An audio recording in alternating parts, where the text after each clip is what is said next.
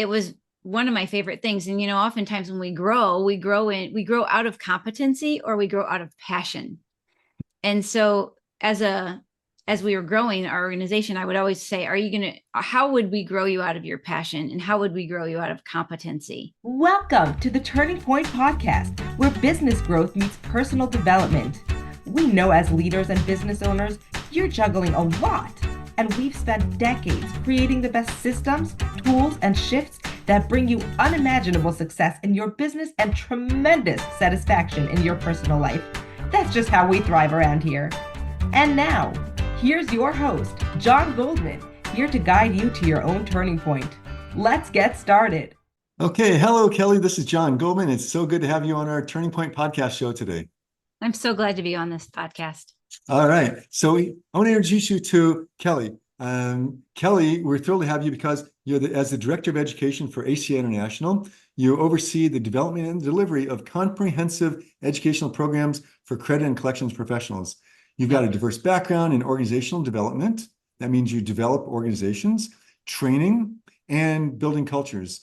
And you've had lots of positions in leadership across all sorts of industries, including your time as Vice President of Organizational Development for the CB companies, where you were a prime mover and shaker and really helped the company scale from 50 to 3,000 people, which is 3,000 employees, which is a pretty major accomplishment, which we're going to talk a little bit about. I know that you've led training on everything from leadership and culture to new hiring and new onboarding, and that you're passionate about helping businesses thrive by taking care of people. That your expertise includes programs and you have a licensing in NLP, neuro-linguistic programming, which you and I share together.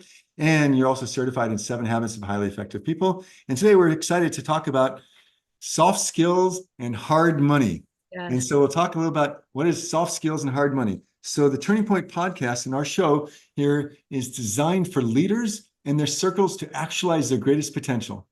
And so that means we are not about just teaching. We're not about just showing, but rather empowering. So today we're going to give away very practical skills and insights from the real world, how people can use these insights to grow as an individual and to grow their organizations.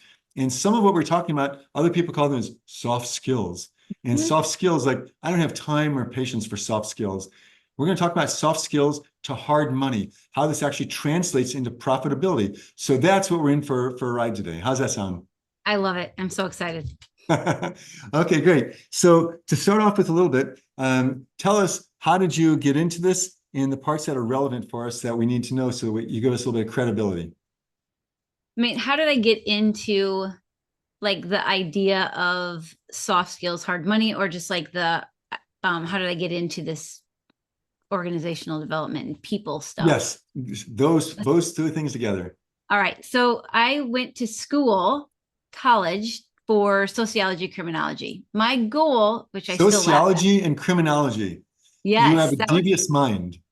Oh, that was the degree. It was like, yes, it was the devious mind. I am so curious about the devious mind. I was addicted to true crime before it was a thing. I blazed that trail, really.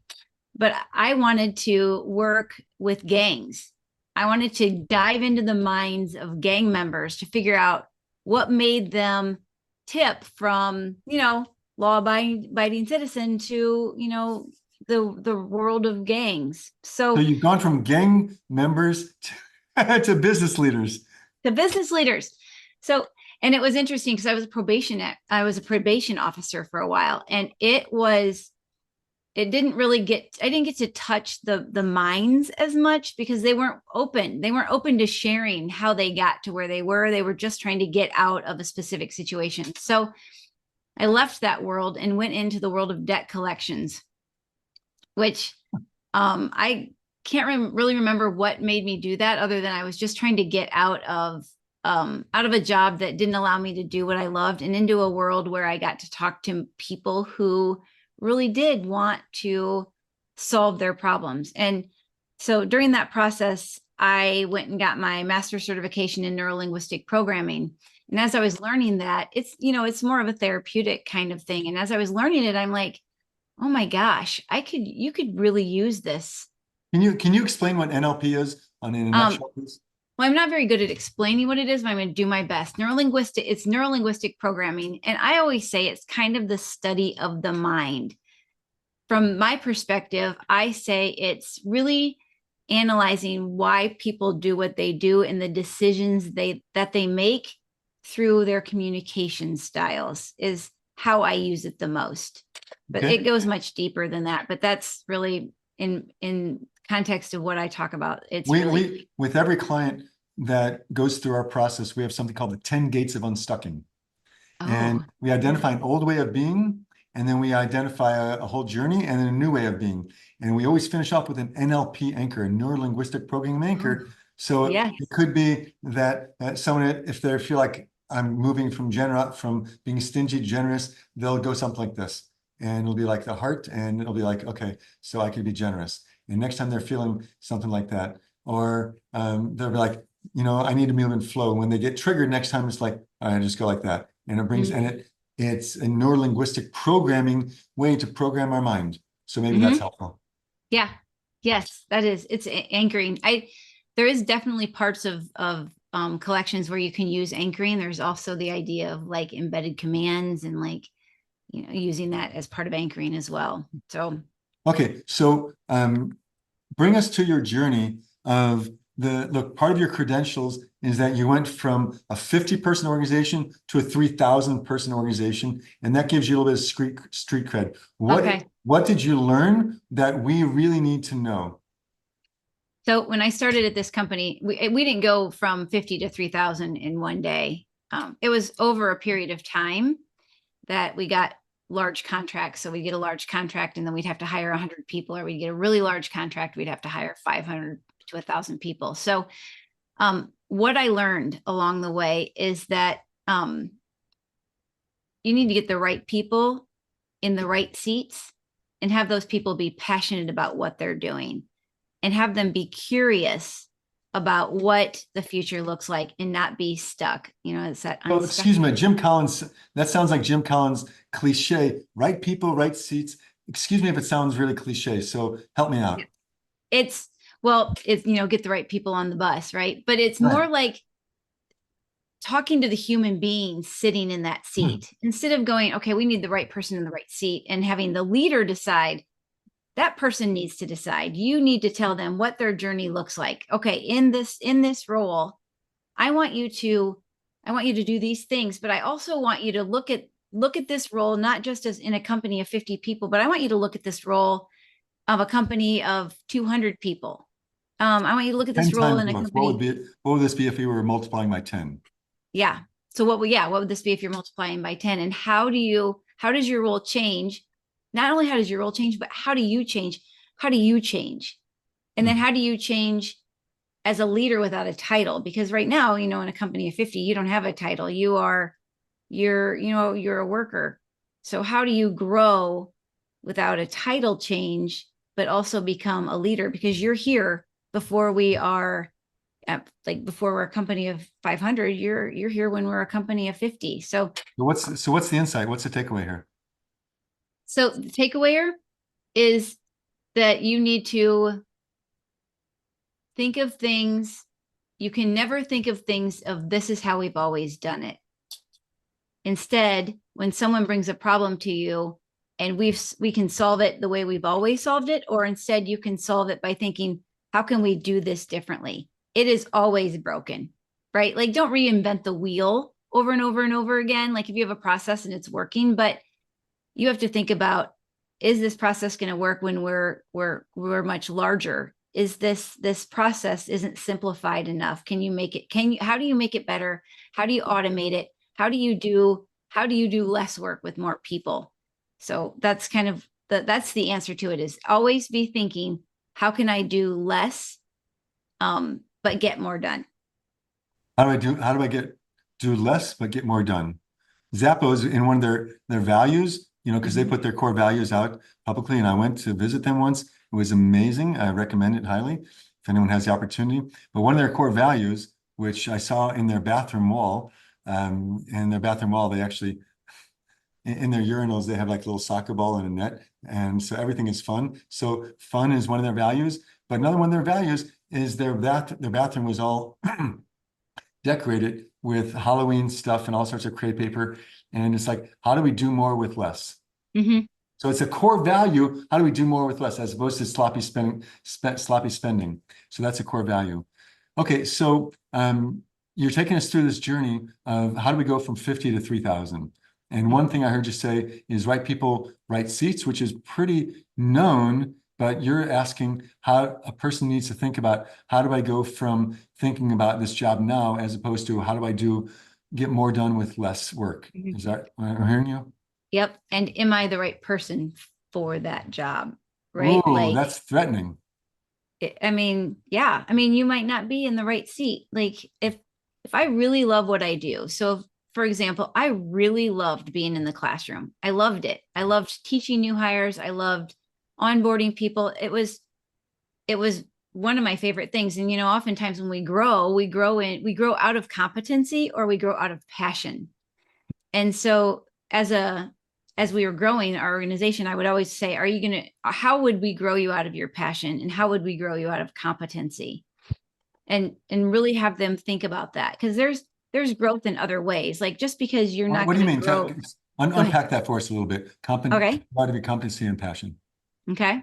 But you want me to unpack that part of it? Like, sometimes we get promoted and then we're in over our head. Like we got promoted because we were really good in the role that we're in, but they didn't really think about how good I would be in the role that I'm moving into. So I get into that role and then maybe I get into a leadership role, but I'm not good at having crucial conversations. So now I'm not, and I never will be. I'm not good at that. I'm not good at packaging my information in a way that people will understand it. And I'm not firm. I'm really soft. I beat around the bush, all the things. I could probably train some of that, but it's just not part of my passion, right? So you can train me, but do I really want to? It's that skill and will thing. So we often get Let's just, promoted based on competency. for the sake of our listeners, can you clarify skill and will? So if you're looking at someone in their position and you're trying to get them to grow and do something different, you can teach them how to do it. And there's the idea of skill and will is that they have the skills to do it, so they can do it. But if they don't do it, that's a will thing, right? Like I've taught you how to have crucial conversations. I've taught you how to not beat around the bush. I've taught you how to want to. Will is like want. Like, you might get it, but do you really want to do it? Yep. Yeah. Will you do it? I want to? And yeah, so I could, but I don't want to. So that's a skill and will thing. Thank you. So back to it. So back to what you were just saying. So tell us more about this passion versus competency issue. So competency is do I have the ability to do it? And can it be trained to me? Do I want to, right? We kind of talked about skill and will. Do I want to, and do I have the ability? Between skill and will. Got it. Okay. Yep. But then there's passion, right? Is this something I really feel passionate about? And like passion is saying, I love being in the classroom. I love teaching new people, but maybe I don't really like being in a room where I'm crunching numbers. So I'm not passionate about crunching numbers. And this role is going to move into being a number cruncher. That's all fine and dandy, but how many people are doing a job because they got to do a job? We don't get to all do what we love doing. I go to work. It's called work, so they pay me. So let's go back to the topic of the hand, which is, soft skills, hard money. And if you've got people who are in jobs that they love, they're more likely to stay, and then you don't have to pay to replace them. But I can't afford to hire everybody along the way. Like no, but the thing is, when you hire people and you say, this is the job, make it yours, make this job yours, and really allow them to do what they do best, then they're going to thrive in that job and your company's going to thrive. You're right. There's definitely people you need to do the grunt work, and you can't hire 100 people to do one job, but you can find someone, give them guardrails and say, do this is up to you. And you will find that they're going to take this job much further than you ever expected them to. Gotcha. Make sure the guardrails are wide. So what do you do with the fact that there's a lot of part of the work that people just don't like doing? that some people don't like doing? Yeah, everyone has a job and there's lots of parts of it they just don't like doing it. They're not passionate about it. It's like, okay, someone's got to do it. I'll do it. It's my job. All right. Well, I have a solution to that. And mind you, you could do this with a company of 3. Take the job description of your organization, and your job descriptions need to be very detailed of what people do, and put them out there and say, here are the job descriptions of what people are doing, or here's your job description. I want you to highlight in green what you love to do out of your job. I want you to put in yellow kind of what you like to do, but it's fine. I do it and I don't mind doing it. I want you to put in red things that make time slow down, like time, a minute takes an hour. Like you hate this part of your job. And then we throw those job descriptions and we say, all right, not throw them away, but throw them out there and go, okay, Susie has data analytics in red. Does anybody like data analytics? And really find ways, especially in a small organization, find ways for people to do what they love to do, right? One of the biggest rules of engagement is I get to do what I love every day. Now, there are definitely parts of jobs that are icky, but if there's parts of your job that time flies while you're doing it, then the icky doesn't seem as bad. So what I'm hearing you say is the first thing to do is take a job description, do a green, yellow, and red. And yes. Green, time flies. Yellow, it's okay. Red, it's dragging me. And then you focus on the greens and yellows, and the reds, you see if you could pawn off to somebody else, if you will. Part off the reds. What if there's nobody else to pawn off to? Well, then that's part of your job. I mean, the thing is, I've done everything I can as a leader to care about this person. And the thing is, no matter what, you're going to have red.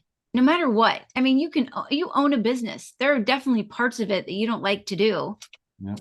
If you don't do it, your business isn't going to be around anymore. So that's called adulting, and that's called accepting what is.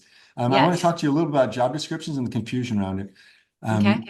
Our approach of job descriptions is that we look for ownership and we create ownership contracts. And so it's not just a job description, but here's a contract, here's what you own, here's the results we want. And then also, when we look for people, I'd like to hear your thoughts about it, but we create both a skill set and a mindset. And those two things are very, very different, because when you get the right skill sets of people, but if they got the wrong mindset, so at least that's what we do when we create job descriptions and we create job contracts, and those are built on KPIs, key performance indicators, as opposed to a generic job description. I know you've done a lot of this onboarding. So what are your insights here? Yeah, I love that. I love the idea of owning, right? Like I always look at it like this. If you own your home or you're renting an apartment and you spill Kool-Aid on the floor, what are you going to do? How are you different based on a renter and an owner? And how do we create an environment of owning your job? And it goes back to, again, look at your job description and what parts of it really resonate with you and what parts of it don't. And how do I get to spend more time, or at least time every day, doing what I love to do? I love that idea of the mindset too. This is the mindset you have to have. Now, mind you, I might be the devil's advocate. That might be kind of my mindset. So there's value in that. So we got to make sure that you're careful in regards to limiting people's mindsets. Because sometimes part of what we do is we try to help people clarify what sort of mindset you need for this job. What you need for an administrative assistant is very different than what you need for a salesperson. Yeah. And how do you teach that, right? Like you need to, as a salesperson, you need to have grit. That might not be a mindset, but you need to have a mindset where, you know what, no is just getting me closer to yes, right? No, it means not yet. And the difference between a closer versus a salesperson. A salesperson call you, how you doing? Oh, it's so nice to be in touch with you. A closer, they'll break rapport. Are we moving forward or are we not? Yep. Silence, dead, and they're not going to be a puppy dog. I've had, we've had over 175 salespeople in the past, and we saw the difference between closers versus puppy dogs. Puppy dogs just keep licking you, and closers are willing to break rapport. But the mindset of a administrative assistant is someone, they love supporting other people, and salespeople don't. Salespeople want to close the deal, and they're not about how do I just support people. So that's part of the mindset in terms of what you're looking for. And then how do you measure that? How do you figure that out? That's the hard part. Is mindset is one of those things that also it can change. Well, what we as do, you we have grow an into we have an position. assessment. When we do an assessment for hiring, we actually map out some different questions, and then we ask them questions out there so we can rate on a scale of 1 to 10. Yep, I love that. Have questions, and that's one of the things we did in the hiring process. Is we had core values, and we didn't waste questions on anything that didn't tie to a core value. What do you mean? And the questions weren't always questions, but sometimes the questions were activities, and not the activity of like sell me this pen, because I can Google that, but an activity of like, if I need you to be a creative thinker. So what kind of activity can I have the candidate do that proves to me that they're a creative thinker, instead of saying, give me an example of when you were a creative thinker? No, here's an example of like, here's a box of 10 things. You would get to pick 3 things. You have 5 minutes and you have to create a story using at least 3 things out of this box. And I'm going to give you 2 minutes to prepare. And the story needs to be at least 2 minutes long. Cool. Yeah. I mean, that's that. And so when we do skills. at Turning Point, we have an incredible array of Turning Point mentors. And it's very, very, very difficult to become a Turning Point mentor. We have a very robust screening process, and then they have to fill out all sorts of stuff, and we give them all sorts of real world scenarios, how they would deal with it. And then we throw them all the hard stuff when we get on with them. And we also do psychometric portraits. It's really hard. And by the time we're done, we get a pretty good sense of how they're going to be able to handle it. And then we take them through all the stages. I don't know what your stages are, but we take them through the stages first of recruiting. And then once you go through recruiting, you have interviewing. And then from interviewing, you have the job offer. And then from the job offer, you have the onboarding. And then from onboarding, you have them what we call coach them in or coach them out. And so these stages, at least in my experience, not everyone works through them. These are soft skills for hard money. And I think you've got a really strong, passionate feeling about soft skills, that's where all the hard money is. So I want to ask you 2 questions. One, if you have any comments on the process that I shared with you. And then 2 is, what are some of the key soft skills that you think are hard money, and why are they hard money? I mean, I think one of the biggest key soft skills, no matter what, is people skills. Like, that's so broad. Come on. I know. I keep doing that. It's, I think the single most important ingredient in the formula of success is knowing how to get along with people. And it's getting along with people that you disagree with. It's getting along with people that are difficult. It's getting along with a leader who you don't agree with. It's getting along with the people you don't respect. Well, what's your secret? How do you do that? What's your process? What's my process? Is show, like, I don't giving them scenarios. I mean, it's the very beginning is giving them scenarios. Okay, you have this situation and this is how you handle it. And then talking them through it, and then giving them another scenario and saying, how would you handle this? And it's a choose your own adventure kind of thing.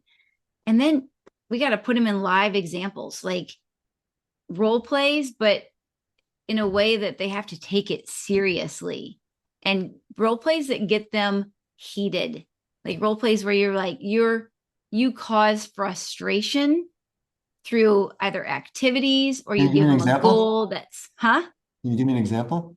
So, for example, you have, mind you, these are just activities. So it's you're going to be like, well, that's play. And that's really how we see who the real person is, right? So you give them a competition with another person that they can't win.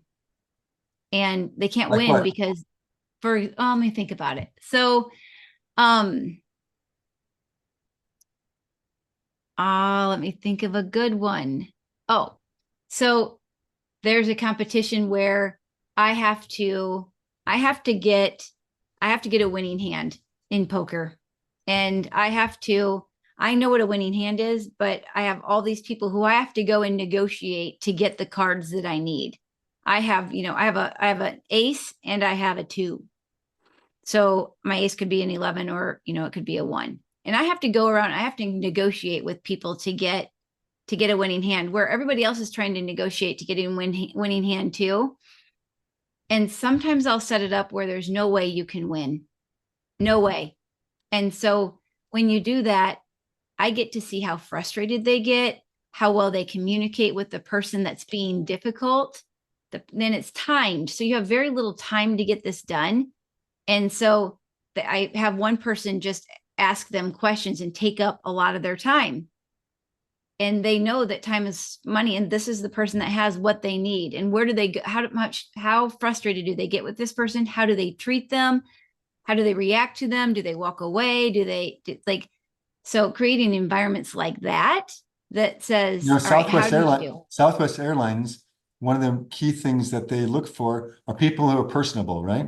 Mm-hmm. And so one of the things they do is they put the speaker in an auditorium, and then everyone gets a turn to speak. And you know the main thing that they're looking for? No, what? They're looking at the people in the audience to see who's a listener. Because someone who only talks and doesn't listen is not the sort of person you want to hire. And if someone is on their phone the whole time and they're not paying attention, it's a misdirect, if you will. When we, I married off almost all of our kids, and we put, I'm involved with my daughters. I've actually met all the boys and taken them kind of through the ringer a little bit. And one of the things that I didn't actually do, but I've heard about, is where you send them out to a restaurant, then you have the waiter accidentally spill soda on them. Mm-hmm. And you see how they act, like, oh, what the heck are you doing? Like in Hebrew, there's three things that we measure. Kise, kaso, vakoso. Your kise is your pocket, and kaso is your anger, and koso is your drink. So you can see a person's mettle when how generous they are with their money, and if they're drinking, and then also kise, kaso, their anger. Like if you're, it's easy. Everyone's very nice when everything's easy, but when something gets difficult, so you can see them. Yeah. I in my new hire training class a couple of times I would give the would you tip scenario, which tells me how generous people are, and like I actually give them money, and like it's fake money, but they get to use it to buy things, in the store. And I would say, okay, this person did something for you, and you would have to tip people in the classroom. So if somebody did something kind to you, you would tip them. And honestly, the goal was to use up all your money by giving it to other people. And that's how you would win the big prize. But some people thought it was to keep the money, and that's what the big prize was. So it was interesting scenario of like, you think that by keeping all that you have is how you win, but honestly, giving is really how you win, all around. So it's definitely a different scenario in regards to how you figure out personalities. Like, and how do you figure out if they have a giving personality? I know one company that only hires people who consider themselves lucky. And they give them a fake newspaper to read, and they ask them how many times a certain thing came up there. And what they found is that people who consider themselves lucky, they see it as printed all the way through. People who don't consider themselves lucky, they read through it, they miss it the whole time. Wow. So we're talking about soft skills here. Take me to this conversation that you love doing. Let's hit it. Soft skills are a waste of time, effort, and money. I've got a business to run. I've got, I only care about the skills. I want people who work hard. Tell me, what do you got? All right. So you have an employee who, you have Bobby. Bobby is, he's difficult. He isn't very nice to people. He's definitely not nice to your customers. But he's really unkind to his coworkers. He's creating a toxic work environment. But he's probably a big producer, and he probably works really hard. Yeah. Let's just say he does. He's a good producer. But then you've got Susie, who is really kind, and she's always willing to step in when people need help, although she's not going to do a good job when she does. So people are like, oh, where was Susie? So she doesn't do a good job when I need her to. She's not good at Excel, and I need her to. Whenever I have her do an Excel document, she messes up on the formulas, but she's so kind and she's so generous with her time, and she's always happy and willing to help. So Bobby, he's kind of abrasive, and Susie's nice, but not very effective. Who do you want on your team? And like, okay, so think about it. Okay, Bobby, he does a good job, but he's creating a toxic work environment and people are leaving. How am I going to train him? What am I going to do? I have to teach him a lot of things, right? A lot of soft skills, right? But Susie, I just need to teach her a hard skill. I need to teach her how to do Excel. Which one's easier? Excel teaching or teaching you Bobby how to be nice? So that's why I love this conversation. Why are these soft skills? These are not soft skills. These are, you need to change Bobby and you need to change his personality. You need to have him do a complete shift in his mindset about how he should treat people and what he gains by doing that. And Susie, you just need to teach her formulas. Your contention is that hard skills are easier to teach than soft skills, and soft Yes. skills require personality change, and that's too hard. Yeah. And this is, and the thing is, this takes time it takes time. But if I can get Bobby to be kinder and create a work environment that people love, then I get performance and I get no toxicity, however you say that. And he's developing other people, right? So the time that I'm going to spend developing him, it goes much further. It goes really far. Now it's going to take me 20 minutes to teach Susie how to do Excel.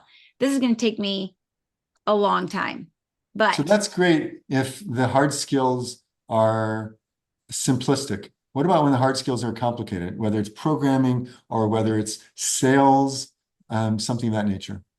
Oh, I mean, still, it's not going to take it. Well, if it's sales, if the hard skills are sales, that's really soft skills. Because what is it?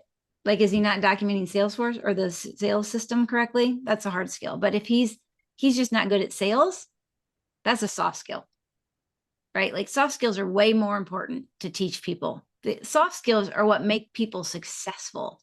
So you need to have a system. First of all, you have to have a good hiring system to measure the soft skills. But So you also is a good hiring system. Yeah, good hiring system.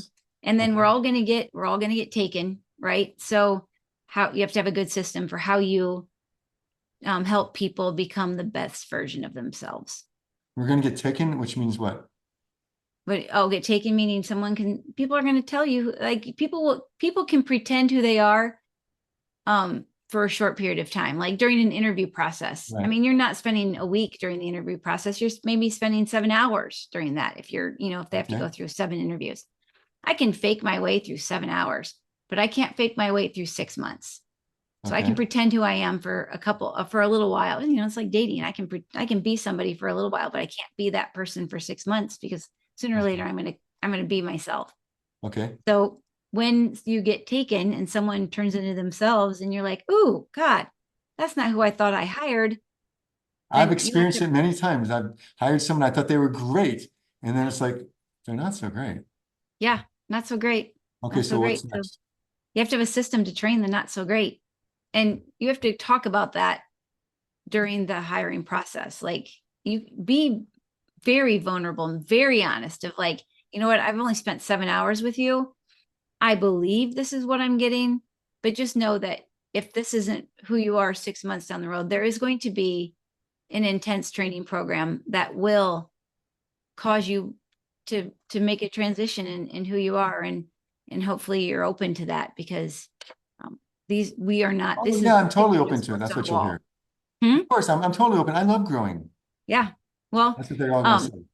That's good. I mean, that you can say is that's good because they're just going to tell you that. But it's when they go through the change, and if they're unable to do it, that's when you say, remember when we talked about this during the interview process? You're not a fit. We call it coach them in or coach them out, but coach them. Yep. Oh, absolutely. Coach them. I always believe that people are more willing to make personal development changes, the soft skills changes, when they have a life change, right? Like if you hire a college student or someone who's fresh out of high school or, fresh out of college, they only have to support themselves. But when they fall in love, that's when I'm thinking about supporting someone else. So then I'm more open to like making changes in my soft skills. Right. So number one, you said is good onboarding. Number two is to train them when you get taken. Is there more to it that you wanted to share? Holding them accountable. Right. Like, accountability, number three. yep. And then constant follow-up, which is part of the accountability. Talk to me about accountability. What do you do that's counterintuitive in accountability? What do we do that's counterintuitive to accountability? That most people don't realize. Like everyone knows you have to hold someone accountable, but you probably have some counterintuitive insights about accountability.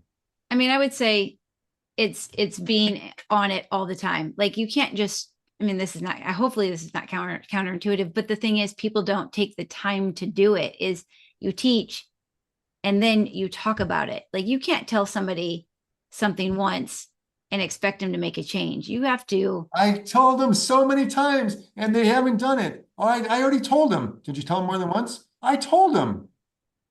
Right. So we have this expectation that people should hear us the first time and they never do. And the thing is, it's not just hearing them. Like you can't just tell them, hey, you need to be nice to people. You need to give them examples of when they've done it right, and then give them examples of when they did it okay, and examples of when they did it great, right? Like, because people don't go from bad to good. They go from bad to a little less than grand to finally getting to good. But remember, we have to remember people are who they are. So, huh? What leader has patience for someone to go from bad to like, who's got patience for that? The thing is, they know how to do the job. So, I mean, do you want to rehire someone? Because you don't know what you're going to get if you rehire someone. Now, again, coach them in, coach them out. And people always say, fire fast. But I believe if you found enough, if you're not hiring for butts and seats and a breathing person, you found enough in them when you interviewed them, then you owe them the chance to learn from you and grow from you. And those people, the people who turn the hardest, stay the longest. Like if you spend time developing someone and working on their soft skills, they will be loyal to you, right? So the time, I always say with people, slow is fast and fast is slow. So if you just quickly go at them and say, all right, Bobby, here's 6 things you need to do, go do them. And then I just quickly go through what he needs to do. It's going to take him longer to learn it because I didn't take time to teach him. But if I take time to develop someone and teach them slowly, the faster they'll learn. So we call that dump and run. In other words, what a lot of people do is that they'll dump and they'll run, as opposed to, let me show you what we do. Let me tell you how we do it. Let's work through it together, and then let's review what we did. Mm-hmm. That's a very, very different model. I'm going to ask you a really hard question in just a minute. Okay, so the question is like this. What are the biggest misconceptions when it comes to psychological safety in a workplace and the return on investment with them? Yeah, so psychological safety, if you really look to define it, it is creating an environment where people are not scared to speak their mind, to be creative, and to share ideas that might be dumb. That's kind of the best way, but it's like being able to just be myself. To speak their mind, to share ideas that might be dumb, and something else. So to be able to speak their mind, share ideas that might be dumb, and to be their authentic self. Be authentic. Okay, be their authentic self. Like if I'm a bad speller, and I am, then you know what? That's okay. And I get to talk about that, and I'm not going to get fired for spelling a word wrong. That's psychological safety. I get to be the best version of myself, even though it's not the exact thing you want in your people. Okay, right? So and you demonstrate this somehow with a mousetrap? Well, I did a training where I used mousetraps, and I had people. We were in this training together. Yes. And I had people set mousetraps. People are scared of mousetraps. And because when we think of mousetraps, we think death, right? That's the first thing we think of. And then we think pain. And so if we teach people how to use mouse traps, they're like, oh, well, it's not painful. It's super easy. I can do this. And we take away the fear. And so I did this because oftentimes in businesses, people are fearful to share their ideas. They're fearful to express how they're feeling about a certain situation. They just have fear. And we need to figure out, how do you keep that fear? How do you stop that fear? Because if you don't, then your business can't be the best it can be, because you hired people because of who they are. Hopefully because they've got creative minds, because they when they speak their mind, it tells you what's happening in the organization. They're not scared to tell leadership that what they're doing is wrong and that I they're don't know. heading In in the wrong my world, direction. I see lots and lots of people that are afraid to tell the truth. Oh yeah. I If mean, they you tell the think truth, about, they can get yelled at, they get fired, they can get dismissed, they can get sidelined. I mean, you think about some of the biggest disasters, Chernobyl. They knew there were people there that knew that if they did that test, it was going to equal a catastrophic event, but they were too scared to tell their leaders. You think about the Challenger. The Challenger, they knew that if it launched at this temperature that it launched at, that it was probably going to explode. But the leaders were like, we have a deadline and we are going to hit that deadline no matter what. So when you are a leader who pushes those types of things and you don't care about what other people have to say, or that if someone says it's just not going to work and they say, make it work. Well, you're not creating psychological safety. So that in terms of a culture that's all based on outcome and results. So when someone says make it work, like they don't want to hear excuses. So what's the matter with that? Well, I mean, then it's not going to work. People are going to do, when that happens, if you say make it work, they're going to make it work, but they're going to know that there are issues. And when it actually gets kicked off, it's not going to work. So they're going to give you you know how we always say, give a minimum viable product. Yeah. This is going to be a minimum product, but it's not going to be viable. And that will be the one thing that's missing. And if you don't have psychological safety, then you're not going to be able to produce as So what are much. the biggest misconceptions of psychological safety now that you've defined it? And then what are the three biggest secrets to attaining it? Well, I think the biggest misconception about psychological safety is that as a leader, you need to be a pushover, that you need to say whatever you want, take your time. If you're not vibing with it, I don't want to hurt your feelings. I want to make sure you're safe. And that's not what it is.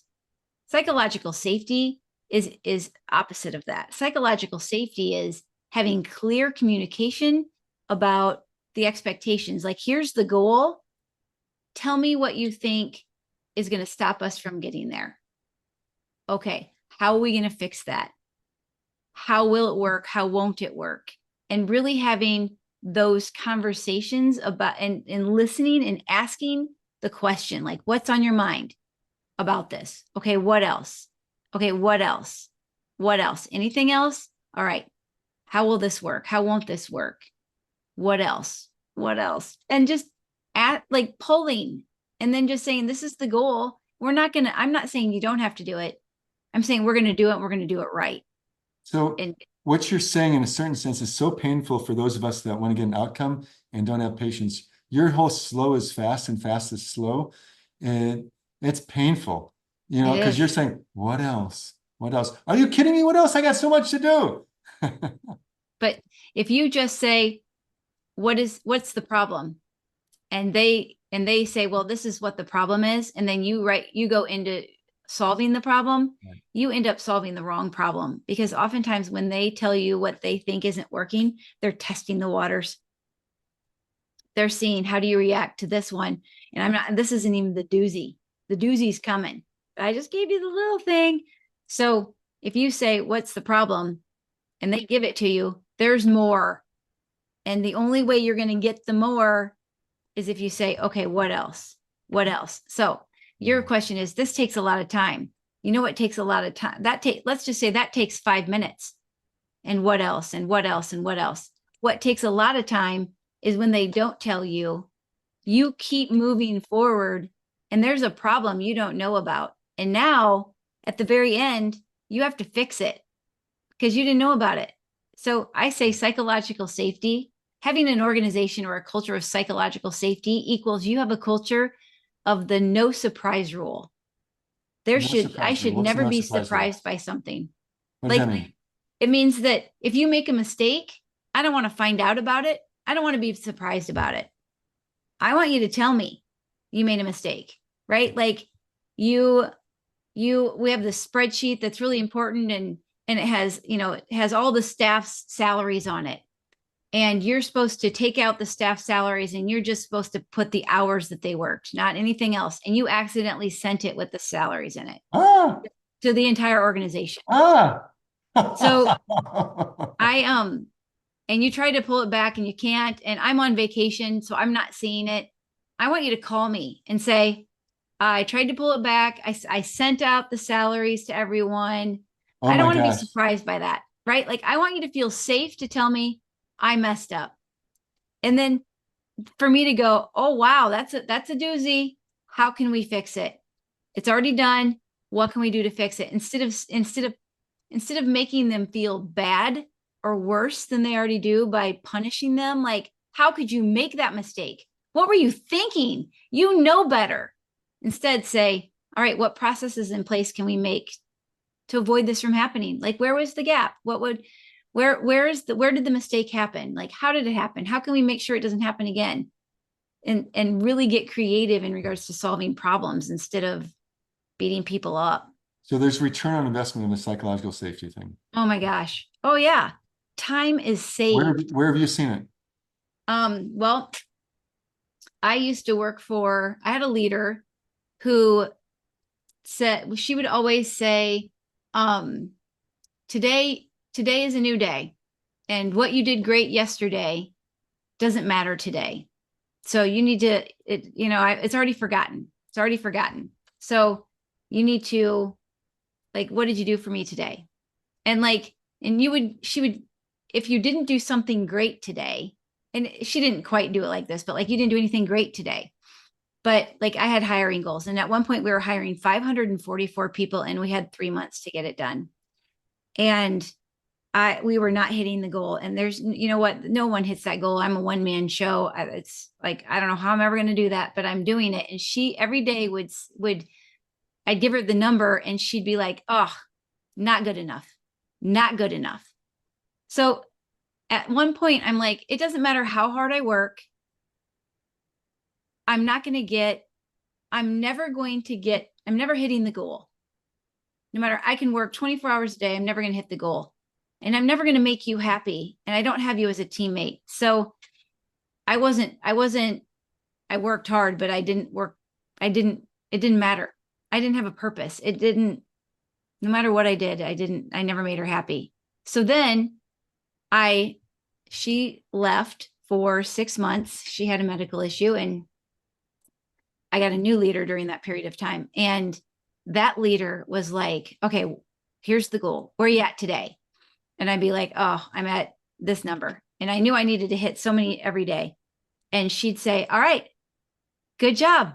Looks like we have to catch up. We have some catching up to do. What are we going to do? How are we going to catch up? How can I help you? What's the problem? What caused you to, why are we behind? And it was, we're in this together. And she'd be like, what's the problem? What are you struggling with? Why are you not hitting this goal? Like, let's talk about it. Let's solve it. And so every day I would say, here's what I'm doing. And I was never scared to tell her if I wasn't hitting goal. But my other leader, I would start lying about it. I would be like, all right, I'm at goal, because it was easier to lie about it Wow. than it was to tell the truth and get beat up. Wow.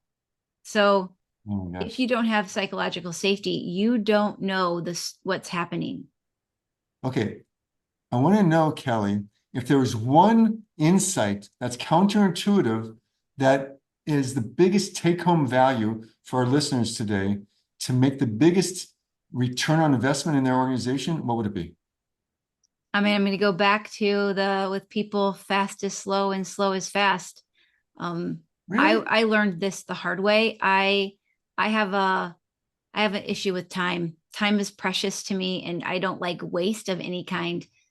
So if you are a leader like that and you feel like you don't have the time because you don't have any time to waste and you have so much to do, but if you spend the time on your people, then you will end up saving time in the long run. Because if you spend the time on the people, then you don't have to spend the time on hiring. You don't have to spend the time on retraining because you're developing those people, and those people will be loyal. And then they end up spending time.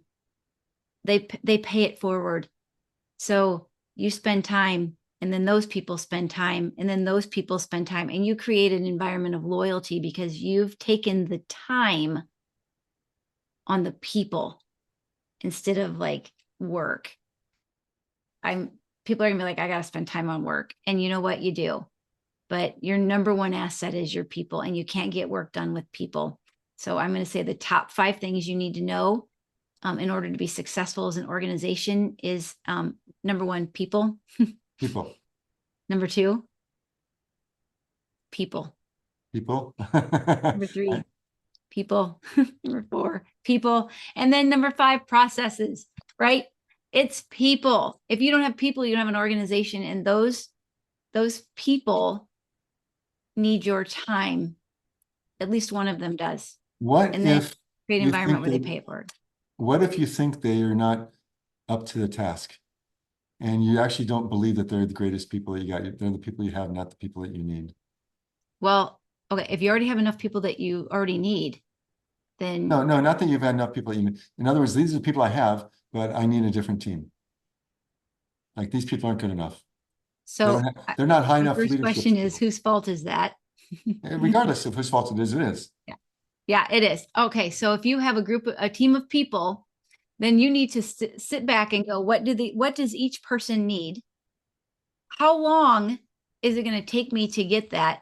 Do they have the skills to do it? Do they have the will to do it? Do they want it? Like ask them, do you want this? And then kind of figure out the time. And if it's going to take you a year to get up to speed, then I want you to think about how much time it would take you to hire someone, a whole new team. How much time would it take you to hire a whole new team? And then how much time would it take you to train them? And then how much time would you make sure that they're not as bad as the team you had before? And then really measure them up against each other. Gotcha. Right? But the thing is, most of the time, if you have a problem with your team, the problem is you. Isn't that Taylor Swift song? You know, it's me, and the problem is me. So it's did you spend time with them as a leader to make sure that they knew what the job was and what the expectations were and what the skills were to do it? And did you develop them to have the skills? Because even if I show up with, people skills, I still need to be developed on those people skills. We call Right? this a POA, a path of ascension. Mm-hmm. And the process that we use is every single person is a co-creator in their path of ascension. And that means we look at where you are, where you want to be, and we together we agree on where you want to be, and where are the steps. And so some people think that a path of ascension means here, how do I go from here to be the president? No, how do I from being here to the highest, sorry. How do I go from here to being the highest level person I could possibly be? Yeah. But what it should be is I'm going to be successful in this role. And then this is how I be successful in this role. And then once I'm successful there, then I can start developing myself to be successful in the next role. Right. And then how can I be successful in this role? But the thing is that sometimes where I want to be isn't where I will ever fit. And that's the conversations you also have to have, right? Like someday I want to be in accounting, but I'm not good with math. I can't go back to first grade. So what what happens? Can you teach me that? Like, I want it, but do I have the ability to do it? It's the WAG. Want it? Do I get it? And do I have the ability to do it? I did that backwards, but want, do I want it? Do I have the ability to do it? And do I get it? Do I really get it? WAG, W-A-G. Do I WAG. want it? Do I have the ability, and do I really get it? Yep. That's out of the EOS, the entrepreneurial Right. operating Right. system. There's want it, get it, and WC and capable. Yep. Yeah. Yeah. So I'm going to finish off with two questions. Okay. Question number one is, what's one of the biggest mistakes that you've made that you've learned from? And then we'll finish off with question number two and sign off. So the biggest mistake that I've ever made that I've learned from is that that I can never use the excuse of that's just who I am. Right? Like I don't mind having crucial conversations and I don't mind conflict. But that doesn't mean that it's always a good thing when I do it. Right? So I'm always reminding myself that speaking my mind, there's a time and a place. I need to make sure that I do that. And I think that's something we should always employ and coach our employees on, is like, being you is amazing, but there's a time and a place where you let you shine. And then there's a time and a place where you need to hold yourself back. And I think that's the hardest lesson I've ever learned in my career. Wow. So, yeah. You want to share an example? Oh my gosh, like today.